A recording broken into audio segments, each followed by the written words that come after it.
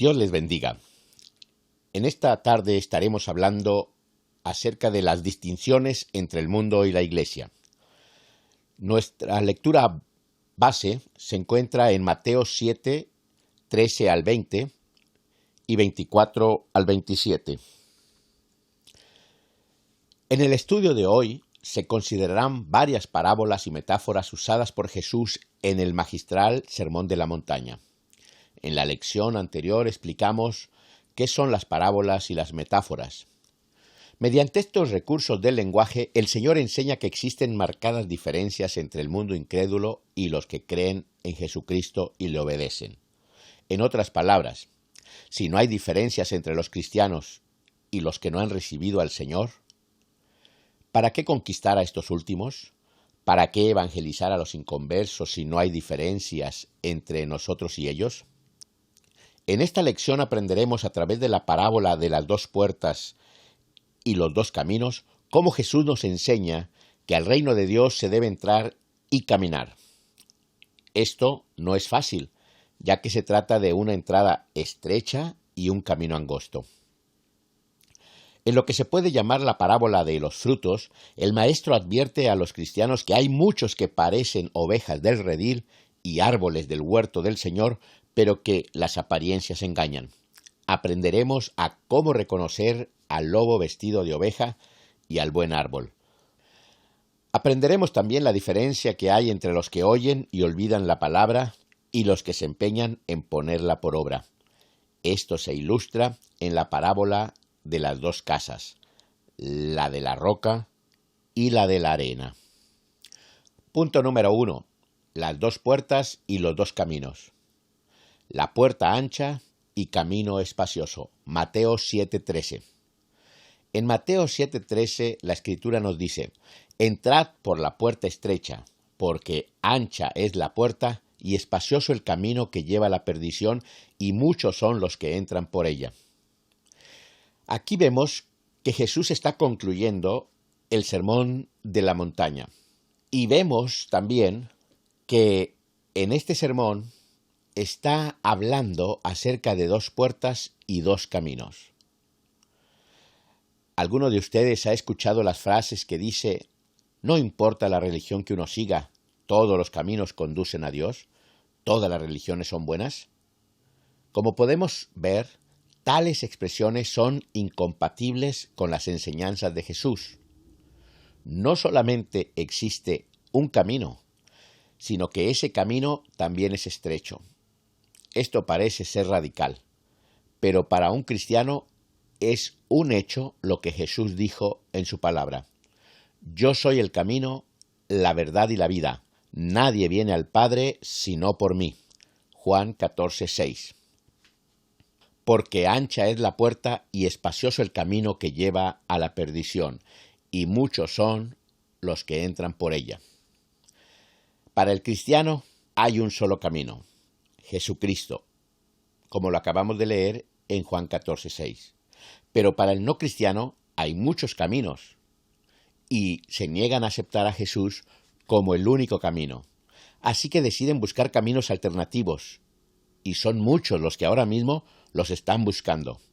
En Proverbios 14:12 la palabra del Señor dice: «Hay camino que al hombre le parece derecho, pero su fin es camino de muerte».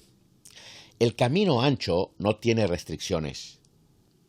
En la puerta ancha se entra y se sale sin vigilancia.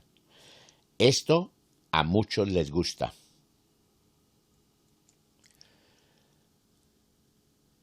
La puerta estrecha y el camino angosto. Mateo 7:14. Porque estrecha es la puerta y angosto el camino que lleva a la vida, y pocos son los que la hallan. ¿Por qué la puerta y el camino son estrechos? En Lucas capítulo 13, versos 23 al 25 dice: «Y alguien le dijo: Señor, ¿son pocos los que se salvan? Y él les dijo: Esforzaos a entrar por la puerta angosta, porque os digo que muchos procurarán entrar y no podrán». Aquí podemos ver que el Señor Jesucristo está diciendo que para entrar por la puerta estrecha hay que hacer un esfuerzo. Para caminar por el camino angosto hay que hacerlo con esfuerzo. Aunque el camino angosto nos lleva a la vida, Jesús dijo en Juan 10:9, «Yo soy la puerta. El que por mí entrare será salvo, y entrará y saldrá y hallará pastos». Y la pregunta que nos podemos hacer aquí es, ¿por qué es ese esfuerzo?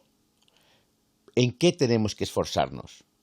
La realidad de las cosas es que si nosotros queremos ser discípulos de Jesús, si nosotros queremos ser seguidores de Jesús, Jesús nos demanda ser la sal de la tierra. Jesús quiere que seamos la luz del mundo. Él quiere que cada uno de nosotros pongamos a Dios en primer lugar. Él nos pide una visión clara y pura y ser siervos fieles de Jesucristo. En otras palabras, debemos tener un compromiso personal con Dios para testificar que somos sus discípulos en la tentación, en la prueba, en la persecución y en cualquier circunstancia seguir las huellas del Maestro. Y esto no a muchos les gusta. Podemos ver en estos pasajes dos verdades importantes. Estos pasajes nos van a mostrar, número uno, que hay solamente dos caminos. Uno conduce a la vida y el otro a la perdición. Jeremías 21:8 nos dice, «A este pueblo dirás, así ha dicho Jehová, he aquí pongo delante de vosotros camino de vida y camino de muerte». De tal manera que podemos ver que hay solo dos caminos. Solo dos caminos. Uno conduce a la vida y el otro conduce a la muerte. Segundo, el camino que conduce a la vida es más difícil y son pocos los que lo escogen. Por otro lado, el camino espacioso es más fácil y atrae a la mayoría de las personas. Pero como podemos ver, hay solamente dos caminos. Uno es angosto, el otro es ancho. Hay dos puertas, una es estrecha y la otra es amplia. Como podemos ver, no hay otra opción, no hay un tercer camino, no hay una tercera puerta. Por más que la busques, por más que rechaces esta verdad, solamente hay dos caminos. Y el verdadero camino es Jesucristo. Jesucristo es el camino y es el único camino. La pregunta es, ¿en cuál camino vas? ¿A qué puerta te llevará ese camino? Repito, solamente hay un camino que lleva a la vida, Jesucristo. El otro camino lleva a la muerte, a la separación eterna. Punto número 2. Por sus frutos los conoceréis. Lobos vestidos de ovejas. Mateo 7:15. Guardaos de los falsos profetas que vienen a vosotros con vestidos de ovejas, pero por dentro son lobos rapaces. Aquí podemos ver dos clases de profetas, los falsos y los verdaderos. Siempre ha habido falsos profetas, incluso en los tiempos de Jeremías y Ezequiel, que estos sí eran verdaderos profetas. Y desde entonces ya había falsos profetas y maestros que desviaban a muchos del camino estrecho y los guiaban por caminos anchos, espaciosos. Los falsos profetas los ha habido en el tiempo de Jesús, de Pedro y de Pablo, y los ha habido en toda la historia de la Iglesia, y los hay hasta el día de hoy. Así que una llamada de advertencia no está de más. Hoy más que nunca proliferan los falsos profetas y se sirven de muchas plataformas en los medios y en Internet para proclamar mentiras o verdades a medias. Cada uno proclama que solo él tiene la última palabra de Dios o la cura para todos los males económicos, sociales, políticos, físicos, naturales y espirituales. Como podemos ver, hoy en día el diablo ya no quiere dividir. Con confundir, paraliza, espiritualmente hablando, a la gente. Ahora, esto, como dije anteriormente, no es nuevo. Siempre han existido los falsos profetas. El problema es reconocerlos. Se visten con vestidos de ovejas. parecen inofensivos, son carismáticos, son alegres, se ven como si fueran dulces personas. Pero en 2 Corintios 11:14, Pablo nos dice, y no es maravilla, porque el mismo Satanás se disfraza como ángel de luz. Entonces, lo que Jesús está diciendo es que tenemos que tener cuidado porque los falsos profetas vienen vestidos de una manera que nos pueden engañar y que nosotros podemos ser guiados y dirigidos por ellos hacia la mentira, hacia la falsedad. Tenemos que tener cuidado con ellos y aprender a cómo reconocerlos. Frutos buenos y frutos malos. Mateo 7, 16 al 18. Por sus frutos los conoceréis. ¿Acaso se recogen uvas de los espinos o higos de los abrojos? Así, todo buen árbol da buenos frutos, pero el árbol malo da frutos malos. No puede el buen árbol dar malos frutos, ni el árbol malo dar buenos frutos. Aunque los falsos profetas se visten de ovejas y pueden engañar a muchos por su apariencia de piedad, Jesús nos da las pautas para ver que hay un lobo rapaz debajo de ese disfraz. Como podemos ver, hay dos clases de árboles, el que da buenos frutos y el que da malos frutos. De tal forma que debe de haber una forma de reconocer justamente cuál es el árbol que da buenos frutos y el que da malos frutos. Para esto tenemos que reconocer los frutos. ¿Por qué? Porque el Señor Jesús dice que para reconocer al árbol bueno o del árbol malo, tenemos que reconocerlo por sus frutos. Por sus frutos los conoceréis. Entonces, para poder reconocer al falso profeta, debemos observar muy cuidadosamente sus frutos. ¿Y qué queremos decir con sus frutos? Bueno, el carácter espiritual de la persona, el carácter espiritual de esa persona que se dice creyente, que habla como creyente. Vamos a ver cuál es su carácter. En Gálatas 5, 22 al 23, el apóstol Pablo nos da las características precisamente de un buen creyente, de un buen árbol que da buenos frutos. Mas el fruto del Espíritu es amor, gozo, paz, paciencia, benignidad, bondad, fe, mansedumbre, templanza. Contra tales cosas no hay ley. Cuando nosotros escuchamos la pregunta, ¿acaso se recogen uvas de los espinos o higos de los abrojos? La respuesta es no. De tal manera que si nosotros hacemos la pregunta de una manera diferente, podríamos decir, no se recogen uvas de los espinos o higos de los abrojos, ¿verdad? La respuesta contundente sería, por supuesto que no.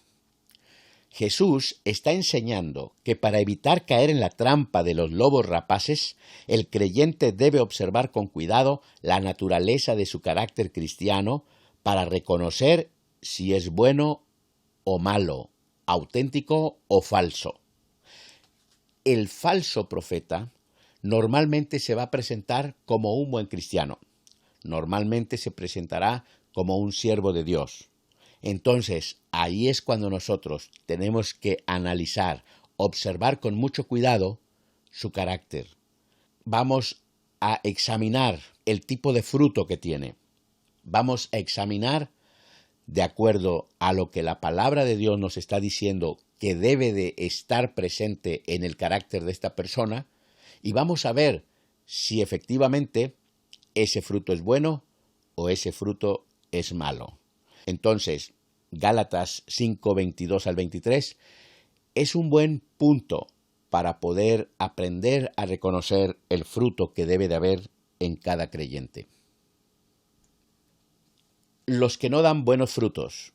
Mateo 7, 19 y 20. Todo árbol que no da buen fruto es cortado y echado en el fuego. Así que, por sus frutos los conoceréis. Podemos ver que finalmente Jesús advierte del destino de todo árbol que no lleva buen fruto. El Señor nos está diciendo que hay dos tipos de árbol, el que da buen fruto y el que no da buen fruto. Bueno, pues aquí está diciendo que el árbol que no da buen fruto es cortado y echado en el fuego. De tal manera que lo que nos está diciendo es que un sembrador, alguien que tiene árboles frutales, pues si ve que un árbol que supuestamente debe dar naranjas o manzanas o peras o mangos no está cumpliendo con su función, no está dando buenos frutos, pues entonces ¿para qué inutilizar la tierra? ¿Para qué gastar agua en balde? ¿Para qué gastar tiempo en él? Simplemente hay que cortarlo y echarlo en el fuego, porque no sirve para nada, no sirve ni siquiera para estar ahí haciendo perder el tiempo. De tal manera que cuando Jesús enfatiza y dice una vez más, por sus frutos los conoceréis, Él lo que nos está diciendo es, tú puedes ser engañado, tú estás en la mira del falso profeta, pero hay una forma de reconocerlos, hay una forma de no ser engañados por ellos. Examina sus frutos. De tal manera que podemos ver aquí que la responsabilidad para evitar el engaño de los falsos maestros y profetas recae sobre el creyente, que puede aprender a reconocerlos. En otras palabras, si el creyente no se pone a estudiar la palabra de Dios, si el creyente no busca la manera de saber cuál es el fruto bueno que se encuentra en la Escritura, nos va a ser difícil reconocer al falso maestro y fácilmente podemos caer en su trampa. De tal manera que el creyente tiene que aprender a reconocer, a discernir y a juzgar por su fruto, por el fruto de esa persona que se dice maestro, que se dice siervo de Dios. Sea en carácter, en obras o enseñanzas, tenemos que aprender a reconocerlo si es bueno, malo, o falso, o verdadero. Es por eso que es muy importante estudiar la Biblia con la guía del Espíritu Santo. A veces se requiere cierto tiempo para discernir claramente la clase de fruto que hay en cada persona o creyente, pero si se está preparado espiritualmente y en conocimiento bíblico, descubrirá la verdad.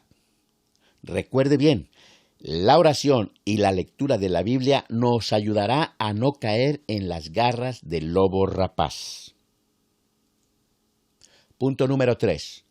Roca sólida o arena movediza. El prudente oye y obedece. Mateo 7, 24 al 25. Cualquiera, pues, que me oye estas palabras y las hace, le compararé a un hombre prudente que edificó su casa sobre la roca. Descendió lluvia, y vinieron ríos, y soplaron vientos, y golpearon contra aquella casa, y no cayó, porque estaba fundada sobre la roca. Aquí podemos ver dos clases de constructores. Como estamos hablando, Jesús está concluyendo el Sermón de la Montaña. Y el maestro por excelencia emplea el método de parábolas para enseñar verdades importantes. Ya dijimos en la clase anterior lo que es una parábola, y que Mateo no les llama parábolas, pero lo mencionaremos brevemente una vez más. El término parábola es la transliteración de un vocablo griego, parabolé, que significa comparación. Significa literalmente puesto al lado o echado al lado con el fin de comparar.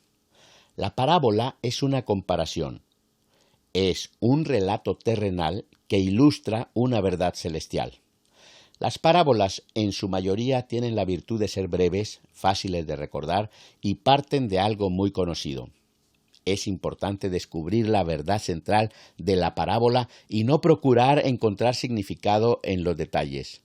La verdad central de esta parábola es que la obediencia es indispensable en el discipulado.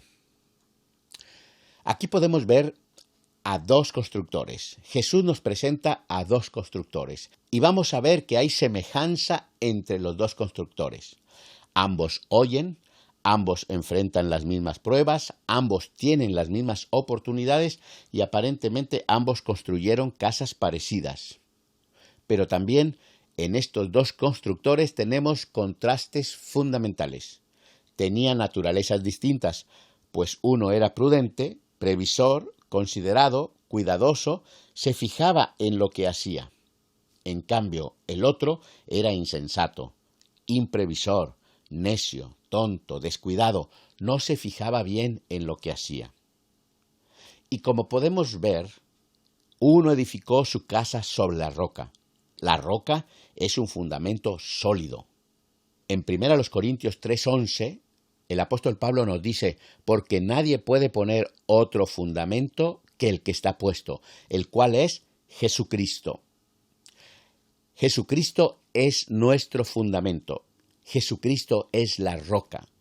Y lo que Jesús nos está diciendo en este pasaje, en esta parábola, es que había un hombre que había considerado construir su casa, pero había considerado el lugar, el terreno donde la iba a construir. Tenía que ser un terreno firme, un terreno en el cual su casa estuviera colocada con tal firmeza que viniera lo que viniera, la casa se mantuviera. Tuvo el cuidado de observar, de analizar, de estudiar cuál era el suelo en el que iba a fundar su casa. Y se encontró que había roca. De tal manera entonces que cuando nosotros ponemos nuestras vidas en Jesucristo y la Biblia nos dice que Él es la roca, que Él es nuestro fundamento, podemos saber que estamos fundamentados bien, que estamos puestos firmes en la roca. Jesucristo es el que nos da firmeza, Jesucristo es el que nos sostiene, Jesucristo es el que nos da la vida, la victoria y el crecimiento espiritual a través del Espíritu Santo. Pero dice que el otro constructor hizo su casa, construyó su casa sobre la arena, y este era un fundamento inestable, flojo. Y como podemos ver, la Biblia nos dice que las dos casas fueron sacudidas, pero la casa del que oyó el consejo y lo siguió, cuando descendió la lluvia y vinieron ríos y soplaron vientos y golpearon contra aquella casa, como construyó sobre la roca, su casa no cayó. Salmo 18:2 dice, Jehová, roca mía y castillo mío, mi libertador, Dios mío, fortaleza mía, en él confiaré, mi escudo y la fuerza de mi salvación, mi alto refugio. Jehová es nuestro alto refugio, Jehová es la roca, Jehová es nuestra fortaleza. No podemos confiar en nadie más, solo en el único Dios vivo y verdadero. De tal manera que cuando nosotros estamos fundados en Jesucristo, pueden venir las luchas, pueden venir los problemas, pueden venir las pruebas, pueden venir las tribulaciones, pero nos mantenemos firmes, porque no nos mantenemos nosotros. Cristo nos mantiene a través del Espíritu Santo. Sé prudente y escucha el consejo de Jesucristo. Di como el salmista en Salmo 61:2, desde el cabo de la tierra clamaré a ti, cuando mi corazón desmayare. Llévame a la roca, que es más alta que yo. El insensato oye e ignora. Aquí vamos a ver cómo le fue al insensato. Ya vimos que en el caso del prudente, su casa se mantuvo firme, a pesar de todo lo que llegó, a pesar de la lluvia, de los ríos, de los vientos, su casa se mantuvo firme. Pero ahora veamos cómo le fue al insensato. Mateo 7, 26 al 27. Pero cualquiera que me oye estas palabras y no las hace, le compararé a un hombre insensato que edificó su casa sobre la arena. Y descendió lluvia, y vinieron ríos, y soplaron vientos, y dieron con ímpetu contra aquella casa. Y cayó, y fue grande su ruina.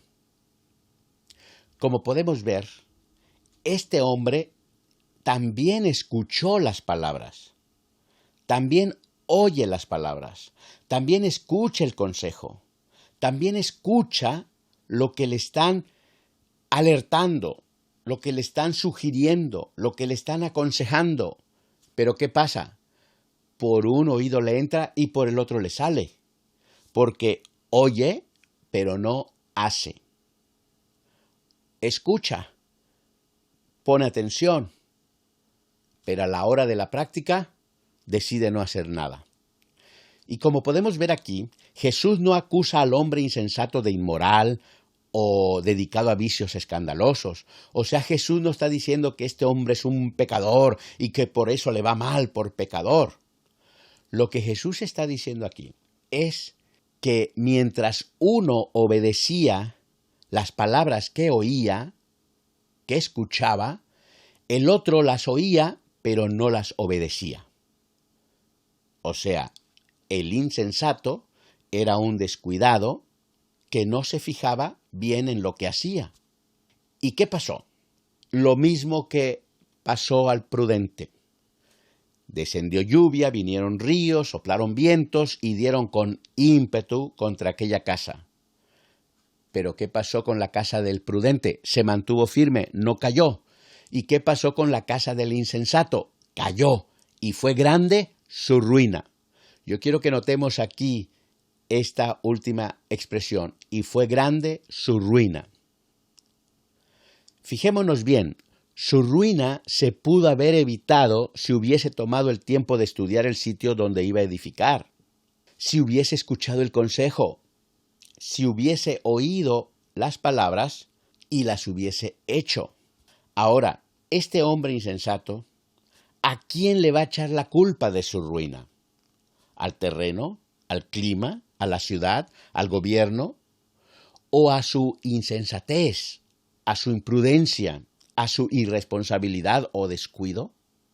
¿A quién le podrá echar la culpa? Y aquí podríamos preguntarnos, ¿cómo nos va en la vida? ¿Cómo nos está yendo en la vida? ¿Es culpa de Dios? ¿O será que Dios te quiere aconsejar, pero tú rechazas el consejo? La ruina del ser humano muchas veces es consecuencia de no escuchar el consejo de Dios. Dios todos los días quiere enseñarnos algo, quiere educarnos, quiere llevarnos a una vida mejor, pero nosotros no queremos abrir la Escritura, nosotros no queremos escuchar su palabra, nosotros nos cerramos. No tenemos tiempo de oír de Dios, no tenemos tiempo de escuchar de Dios, no tenemos tiempo de ir a la iglesia, no tenemos tiempo de congregarnos, no tenemos tiempo de buscar de Dios. Todo es el trabajo, la diversión, el pasatiempo. Y vamos viviendo una vida arruinada, no solamente económicamente, pero una vida moral arruinada, una vida familiar arruinada, una vida en el trabajo arruinada, una vida con los que nos rodean arruinada. ¿Y a quién le podemos culpar? Podemos culpar a nuestros jefes, a nuestros gobiernos, podemos culpar a todos los que nosotros querramos, pero la realidad es que Dios, que tiene un consejo especial para cada uno de nosotros, nos está hablando y quiere hablarnos todos los días. Y muchas veces inclusive escuchamos sus palabras, pero a la hora de la práctica, a la hora del hacer, simplemente no hacemos nada. Tu condición puede mejorar. Deja de ser insensato. oye y haz lo que Jesucristo te pide hacer. Y en este momento, por ejemplo, en Mateo 11:28, hay un consejo y hay un llamado de Cristo que dice: venid a mí todos los que estéis trabajados y cargados, y yo os haré descansar. ¿Y qué hacemos muchas veces los que estamos cansados y trabajados? Pues escuchamos esta palabra, escuchamos este llamamiento y decimos: mañana, mañana, mañana. Actuamos como insensatos, como esa persona que escucha: venid a mí todos, pero simplemente no vamos. Como resumen, podríamos decir que el Evangelio tiene dos caras como la moneda. En un lado está el oír y en el otro el hacer. El sabio no es el que solo escucha, sino también el que pone por obra las enseñanzas de Jesús. La vida cristiana no se edifica con palabras, sino con obras que se traducen en el cumplimiento de la voluntad del Señor Jesucristo. En esta lección aprendimos que el camino que conduce a la vida es más difícil y son pocos los que lo escogen. Por otro lado, el camino espacioso es más fácil y atrae a la mayoría de las personas. Jesús es el camino y además es el único camino. Lo tomas o lo dejas, no hay más. Hemos aprendido que no es nuevo que haya falsos profetas. Ahora tienen nuevos disfraces y nuevas plataformas desde donde engañar, pero Jesús nos ha dado la pauta para reconocerlos. Por sus frutos los conoceréis. Estudiar la Biblia nos enseñará cuáles son los frutos que debe de haber en cada verdadero siervo de Dios. Por último, aprendimos que lo que arruina nuestra vida, ya sea espiritual o de cualquier índole, es que somos imprudentes al no escuchar el consejo de Jesús de construir nuestra vida y toma de decisiones en la roca. ¿Quién es la roca? Jesucristo. El consejo bíblico siempre será una fuente de sabiduría que fluye para nuestro bienestar. La distinción fundamental del cristiano y los no creyentes es Jesucristo. Dios te bendiga.